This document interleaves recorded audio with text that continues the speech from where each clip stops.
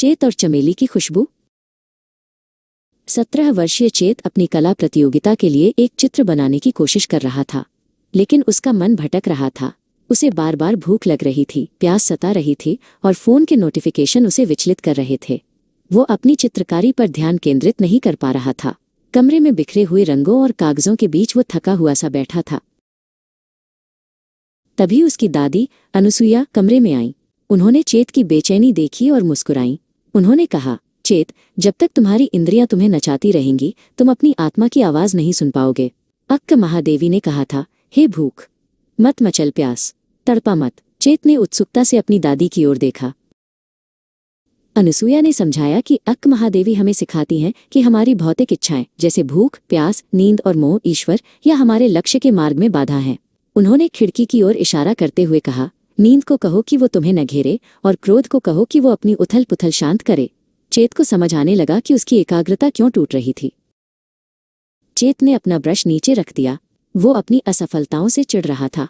अनुसुईया ने आगे कहा, अक्क महादेवी कहती हैं कि लोभ और मोह को त्याग दो। जब तुम दूसरों की सफलता देखकर ईर्ष्या करते हो तो तुम अपनी कला को पीछे छोड़ देते हो। ईर्ष्या, जला मत, यही वो संदेश है जो तुम्हें आज सीखना है। चेत ने अपने टैबलेट पर दूसरे कलाकारों के काम को देखना बंद कर दिया। उसे एहसास हुआ कि वो मद यानी अहंकार में डूबा हुआ था कि वो सबसे अच्छा है। अनुसुईया ने उसे अक्क महादेवी की दूसरी कविता के बारे में बताया, हे मेरे जूही के फूल जैसे ईश्वर।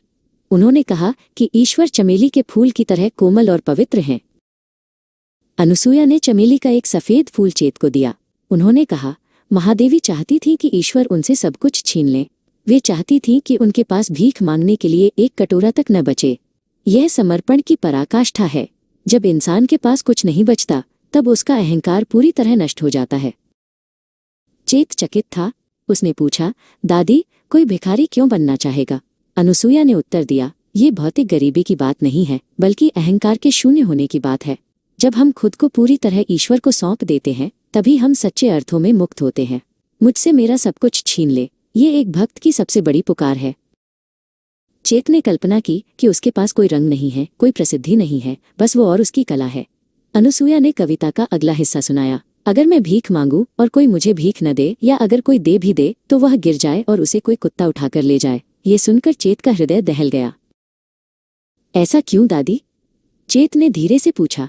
अनुसुईया ने कहा, ताकि अंत में कुछ भी मेरा न रहे। जब हमारे पास गर्व करने के लिए कुछ नहीं बचता, तब हम उस जूही के फूल जैसे ईश्वर में विलीन हो जाते हैं। अक्क महादेवी का संदेश यही है कि अपनी इंद्रियों को वश में करो और ईश्वर के प्रति पूर्ण आत्मसमर्पण करो। चेत अब समझ चुका था। उसने अपनी भूख, ईर्ष्या और अहंकार को एक तरफ रख दिया। उसने फिर से ब्रश उठाया। अब वो किसी इनाम के लिए नहीं, बल्कि अपनी आत्मा की संतुष्टि के लिए चित्र बना रहा था। कमरे में चमेली की धीमी खुशबू तैर रही थी और उसका कैनवस एक नई ऊर्जा से भर गया था।